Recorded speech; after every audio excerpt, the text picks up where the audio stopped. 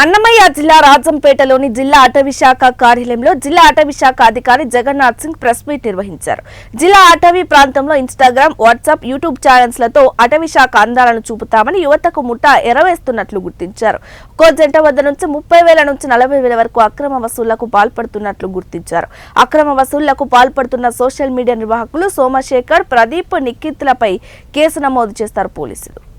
Instagram pages, YouTube channels, ఇంకా domains, websites, WhatsApp groups ఇలాంటిది start చేసి వాళ్ళు ఇల్లీగల్గా వీడియోస్ అడవి లోపల ఉండే వాటర్ ఫాల్స్వి, దానివి నేషనల్ పార్క్, వైల్డ్ లైఫ్ ఏరియాలో ఇవన్నీ తీసుకొని ఈ పేజెస్లో పెట్టి అట్రాక్ట్ చేసి సాఫ్ట్వేర్ ఇంజనీర్స్ని, కాలేజ్ అబ్బాయిల్ని, అమ్మాయిల్ని వీళ్ళందరినీ పిలిపించి వీళ్ళకి నైట్ స్టే చేయించడము, అడవిలో ఇల్లీగల్గా ఎంటర్ అయ్యి నైట్ స్టే చేయించడము, అక్కడ కుకింగ్ చేయడము, నైట్ టెంట్స్ వేసుకోవడము, ఎంజాయ్ చేయడము, లిక్కర్, మిగతా అన్ని ఇంకా అమ్యూజ్మెంట్స్ ఏమేమి ఉంటాయో వాళ్ళకి ఇవన్నీ చేయడం, ఇట్లాంటివి చేస్తున్నారు.